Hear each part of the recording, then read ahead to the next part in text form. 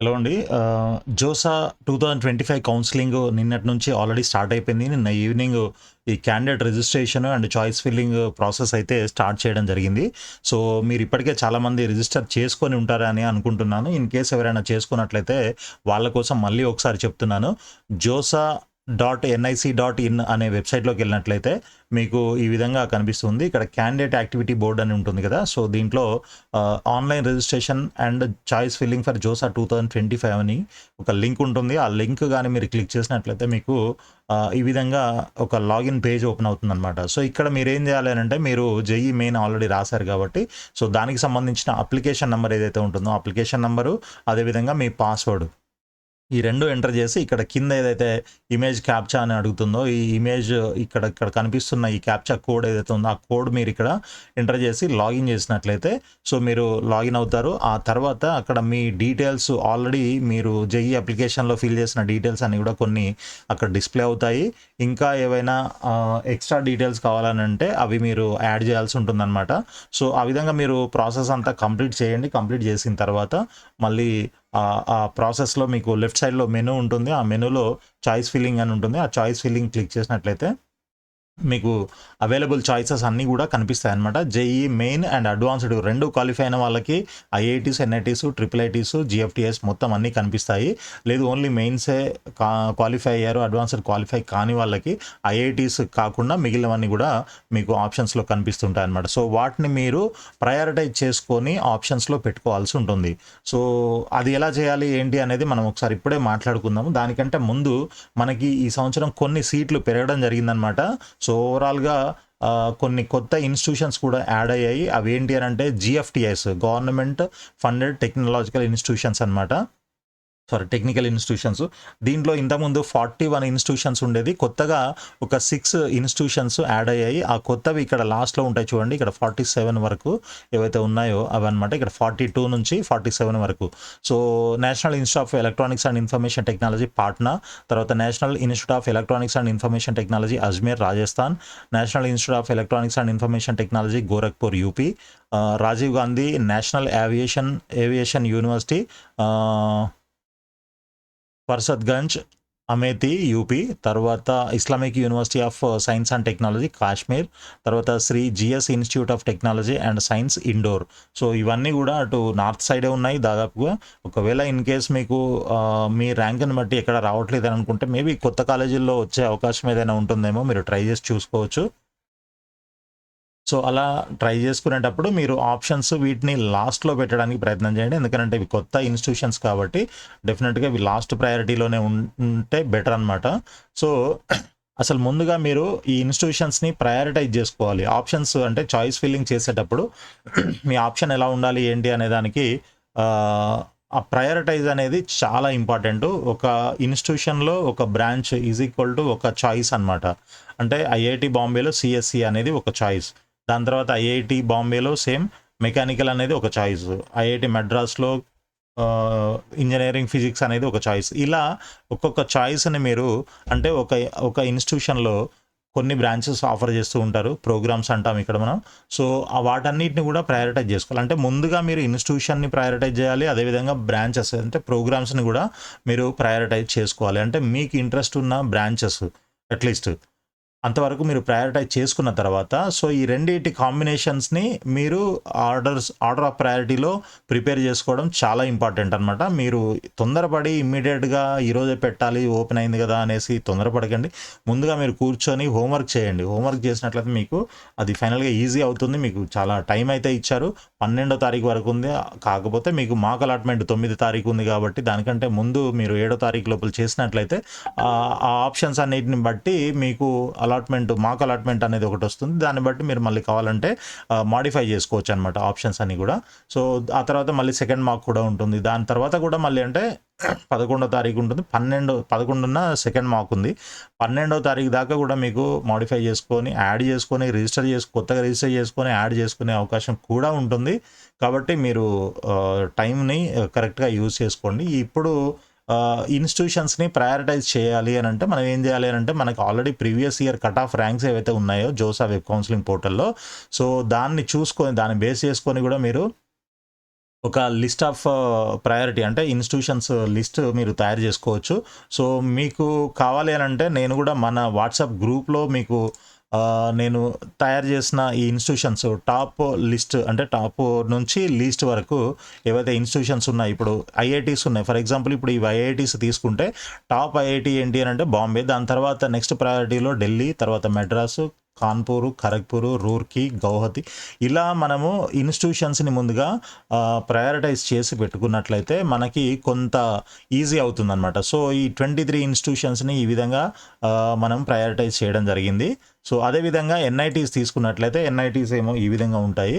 First Tiruchirappalli వస్తుంది. దాని తర్వాత సూరత్కల్, వరంగల్, రూర్కెలా, అలహాబాద్, కాలికట్, జైపూర్, నాగ్పూర్, కురుక్షేత్ర ఇలా మనకి మొత్తం ఎన్ని 32 ఇన్‌స్టిట్యూషన్స్ ఉన్నాయి కాబట్టి వీటన్నిటిని ఈ విధంగా ప్రయారిటైజ్ చేయడం జరిగిందనమాట.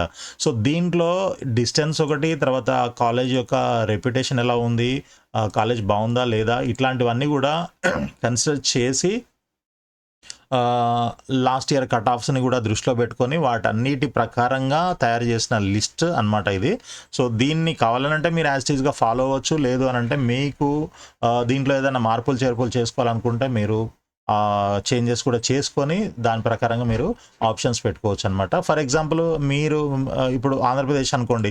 ఈ ఆంధ్రప్రదేశ్‌ని తీసుకొచ్చి ముందు పెట్టుకోవాలనుకుంటే మీ ఇష్టం. మీరు ముందు పెట్టుకోవచ్చు. ఓకే. ఇక్కడెక్కడైనా దగ్గరలో ఉంటుంది కదా అని అనుకుంటే అలా పెట్టుకోవచ్చు. అదేవిధంగా వరంగల్ ఉంటుంది. వరంగల్‌ని టాప్‌లో పెట్టుకోవాలంటే టాప్‌లో పెట్టుకోవచ్చు. ఎందుకంటే తెలంగాణ స్టూడెంట్స్ వరంగల్ ఎన్ఐటీకి లోకల్ అవుతారు కాబట్టి నాకు ఫస్ట్ లోకల్‌లో వస్తే బావుంటుంది అనుకునే వాళ్ళు వరంగల్‌ని తీసుకెళ్ళి ముందుగా పెట్టుకోవచ్చు. లేదు తిరుచిరాపల్లి టాప్ కాబట్టి నేను తిరుచిరాపల్లి అయినా పోతా అని అనుకున్న వాళ్ళు తిరుచిరాపల్లిని యాజ్ ఇట్ ఈస్‌గా ఫస్ట్ ప్లేస్‌లో ఉంచుకోవచ్చనమాట. సో, ఈ విధంగా మీ ప్రయారిటీస్‌ని కూడా దృష్టిలో పెట్టుకొని మీరు కావాలనంటే వీటిని చేంజ్ చేసుకోవచ్చు. అయితే ఎలా చేయాలి ఏంటనంటే నేను ఈ లిస్ట్‌లన్నీ కూడా మన వాట్సాప్ గ్రూప్‌లో షేర్ చేస్తాను. లేదనంటే మీరు స్క్రీన్‌షాట్ కూడా తీసుకోవచ్చు ఇక్కడ. సో, మన వాట్సాప్ గ్రూప్‌కి సంబంధించి దాంట్లో జాయిన్ అవ్వాలి అనంటే అది ఫ్రీనే. దానికి సంబంధించిన లింక్ నేను మన ఈ వీడియో కింద డిస్క్రిప్షన్‌లో ఇస్తాను. సో, అది క్లిక్ చేసి మీరు ఆ గ్రూప్‌లో జాయిన్ అవ్వండి. నేను కాసేపు అయ్యాక అంటే ఈ వీడియో పోస్ట్ చేసిన కొంతసేపటికి మీకు ఈ లిస్ట్‌లన్నీ గూడా అంటే ఈ ప్రయారిటైజ్ చేసిన ఈ ఇన్‌స్టిట్యూషన్స్ లిస్ట్ ఏవైతే ఉన్నాయో ఇవన్నీ గూడా ఐఐటీస్, ఎన్ఐటీస్, ట్రిపుల్ ఐటీస్, జీఎఫ్‌టీఐస్ ఇవన్నీ గూడా ఒక లిస్ట్ తయారు చేయడం జరిగిందనమాట. వీటన్నిటిని నేను మీకు గ్రూప్‌లో పోస్ట్ చేస్తాను తప్పకుండా. కాబట్టి మీరు దీన్ని అంటే ముందుగా ఇన్‌స్టిట్యూషన్స్ ప్రయారిటీ, ఆ తర్వాత బ్రాంచెస్ కూడా ప్రయారిటైజ్ చేసుకోవాలి. మీ ర్యాంక్‌ని బట్టి ఓకే. ఇక మూడో పాయింట్ ఫస్ట్ ఇన్‌స్టిట్యూషన్స్‌ని ప్రయారిటైజ్ చేసుకోవడం, రెండోది బ్రాంచెస్ ప్రయారిటైజ్ చేసుకోవడం, మూడోది మీ యొక్క ఇంట్రెస్ట్ ఏంటి? ఆ ఇంట్రెస్ట్‌ని బట్టి అన్ని బ్రాంచులు పెట్టాలా? వద్దా? అన్ని ఇన్‌స్టిట్యూషన్‌లు పెట్టాలా? వద్దా? సో, ఏమైనా ఎలిమినేట్ చేయాలా? ఇలాంటివన్నీ గూడా డిసైడ్ చేసుకోవాల్సిన ఫ్యాక్టర్స్ అనమాట. సో, ఇవన్నీ డిసైడ్ చేసుకున్న తర్వాత మీరు ఇందాక నేను ఫస్ట్ చెప్పినట్లు ఒక ఇన్‌స్టిట్యూషన్, ఒక బ్రాంచ్ ఇది మీ ఒక చాయిస్ అనమాట. ఆ చాయిసెస్ అన్నీ గూడా మీరు ఆర్డర్ ఆఫ్ ప్రయారిటీలో పెట్టుకోవాలి. సో, ఆర్డర్ ఆఫ్ ప్రయారిటీ ఎందుకు పెట్టాలి అనంటే మీకు సీట్ అలొకేషన్ అనేది మీరిచ్చిన ఆర్డర్ ఏదైతే ఉంటుందో సపోజ్ సీరియల్ నంబర్ 1-10 ఉంది. ఆ 1 ఫస్ట్ మీరు 1లో ఏం పెట్టారో అది మీకు సీట్ అలాట్ చేయడానికి ప్రయత్నం చేస్తారు వాళ్ళు. ఇన్ కేస్ అక్కడ సీటు మీరు పెట్టిన ఏదైతే ఆప్షన్ ఉంటుందో నంబర్ 1లో ఆ ఆప్షను అవైలబుల్ లేకపోతే సీట్ అవైలబుల్ లేకపోతే అప్పుడు మీరు పెట్టిన సెకండ్ ఆప్షన్‌ని చెక్ చేస్తారనమాట. కాబట్టి ఆహ్, ఆ విధంగా ఉంటుంది కాబట్టి మీరు ఆ ప్రయారిటైజ్ చేయడం అనేది చాలా ఇంపార్టెంట్ ఇక్కడ. ఏదో అన్నీ పెట్టాం కదా! దీంట్లో మనకి ఎక్కడుంటే అక్కడొస్తుంది. ఎన్ని అవైలబుల్ ఉంటే అన్ని సీట్లు మనకి ఇస్తారు. దాంట్లో మనం ఏదైనా చూజ్ చేసుకోవచ్చు అనేది కరెక్ట్ కాదు. అది రాంగ్ అనమాట. కాబట్టి మీరు అలాంటి మిస్టేక్స్ చేయకుండా ముందు ఈ సీట్ అలొకేషన్ ప్రాసెస్ ఎలా ఉంటుందనేది మీరు అర్థం చేసుకున్నట్లయితే డెఫినిట్‌గా మీకు ఆ ప్రయారిటైజ్ అనేది దాని యొక్క ఇంపార్టెన్స్ అనేది అర్థమవుతుంది. సో, అందుకనే నేను మీకు ఇంతగనం చెప్తున్నాను. సో, ముందుగా మీరు ఇన్‌స్టిట్యూషన్ ప్రయారిటీ, తర్వాత మీ బ్రాంచ్ ఇంట్రెస్టెడ్ బ్రాంచెస్ ఏవైతే ఉన్నాయో వాటిని ప్రయారిటైజ్ చేసుకోవాలి. అండ్ ఈ 2 కలిపి కాంబినేషన్స్‌లో మీరు ఇంకొక ప్రయారిటీ తయారు చేసుకొని దాన్ని మీరు కావాలనంటే మోడిఫికేషన్స్ మళ్ళీ ఒకసారి రివ్యూ చేసుకొని, మోడిఫై చేసుకొని అప్పుడు మీరు ఆన్‌లైన్‌లో ఆప్షన్స్ పెట్టడం బెటర్ అనమాట. సో, నేను దీనికి సంబంధించి నెక్స్ట్ మనం బ్రాంచెస్‌కి అంటే డిమాండ్ దేనికుంటుంది? ఏ బ్రాంచెస్‌కి డిమాండ్ ఉంటుంది? అనేది కూడా నేను ఒక లిస్ట్ తయారు చేసి మీకు నెక్స్ట్ వీడియోలో ఎక్స్‌ప్లెయిన్ చేస్తాను. సో, ఆ తర్వాత ఆప్షన్స్ కూడా కాంబినేషన్ ఎలా పెట్టుకోవాలి? ఆ తర్వాత ఈ సీట్ అలొకేషన్ ప్రాసెస్ ఎలా ఉంటుంది. ఫర్ ఎగ్జాంపుల్ ఇప్పుడు కొంతమంది ఓపెన్ కేటగిరీ స్టూడెంట్స్ ఉంటారు, అదేవిధంగా ఓబీసీ ఎన్సీఎల్ ఉంటారు, ఎస్సీ ఉంటారు, మళ్ళీ కొంతమంది పీహెచ్ క్యాండిడేట్స్ కూడా ఉంటారు, PWD candidates. So for example ఒక పీడబ్ల్యూడీ క్యాండిడేట్ ఉన్నాడు అనుకుందాము, ఎస్సీ పీడబ్ల్యూడీ క్యాండిడేట్ అనుకుందాం, అమ్మాయి అనుకుందాం. ఓకే, సో ఎస్సీ పీడబ్ల్యూడీ అమ్మాయి. సో ఈ అమ్మాయికి ఎన్ని రకాల ఆప్షన్స్ ఉంటాయో మీకు తెలుసా? సో అవి చాలా ఉంటాయి, నేను ఒక్కసారి మీకు ఎక్స్ప్లెయిన్ చేస్తాను చూడండి. అమ్మాయికి ఎస్సీ పీడబ్ల్యూడీ ఫీమేల్ కదా.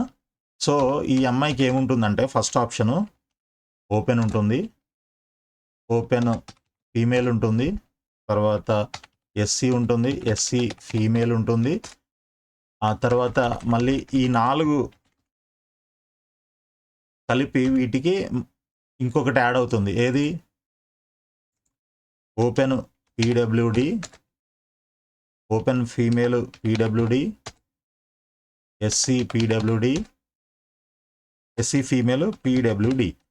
సో సీట్ మ్యాట్రిక్స్లో మీరు చూసినట్లయితే ఓపెన్కి కొన్ని సీట్లు ఉంటాయి, ఓపెన్ ఫీమేల్కి కొన్ని సీట్లు ఉంటాయి, ఎస్సీకి కొన్ని సీట్లు ఉంటాయి, ఎస్సీ ఫీమేల్కి కొన్ని సీట్లు ఉంటాయి, ఓపెన్ పీడబ్ల్యూడీకి కొన్ని సీట్లు ఉంటాయి, ఓపెన్ ఫీమేల్ పీడబ్ల్యూడీకి కొన్ని సీట్లు ఉంటాయి, ఎస్సీ పీడబ్ల్యూడీకి కొన్ని సీట్లు ఉంటాయి, ఎస్సీ ఫీమేల్ పీడబ్ల్యూడీకి కొన్ని సీట్లు ఉంటాయి. సో అంటే ఒక ఎస్సీ పీడబ్ల్యూడీ ఫీమేల్ అమ్మాయి ఇన్ని రకాల ఆప్షన్స్లో, అంటే ఇన్ని రకాల కేటగిరీస్లో ఉన్నటువంటి సీట్స్కి ఎలిజిబుల్ అవుతుందన్నమాట తను. సో దాంట్లో మీకు అంటే ఈ అమ్మాయికి సీటు అలొకేట్ చేసేటప్పుడు ఈ అమ్మాయి ర్యాంకు సపోజ్ ఒక 5000 ఉంది అనుకుందాం. ఈ 5000 ర్యాంక్ అప్పుడు ఈ అమ్మాయికి సీట్ అలొకేషన్ చేస్తుంటారు కదా. సో చేసినప్పుడు ఈ 5000 కంటే ముందు ఎవరైతే స్టూడెంట్స్ ఉన్నారో వాళ్ళందరికీ కూడా సీట్ అలొకేట్ అయిపోయిన తర్వాత ఈ అమ్మాయికి సీట్ అలొకేట్ చేస్తారు కాబట్టి అప్పటి వరకు కొన్ని సీట్లు అయిపోయి ఉంటాయి. సో మిగిలిన సీట్లు అంటే ఈ అమ్మాయికి సీట్ అలాట్ చేసే టైంకి ఏవైతే అవైలబుల్ ఉన్నాయో, ఇప్పుడు దీంట్లో అవైలబుల్ ఉన్నాయా, దీంట్లో ఉన్నాయా, దీంట్లో ఉన్నాయా, దీంట్లో ఉన్నాయా, ఇలా దేంట్లో ఉన్నా కూడా మీకు ఆ సీట్ ఇచ్చే అవకాశం ఉంటుందన్నమాట.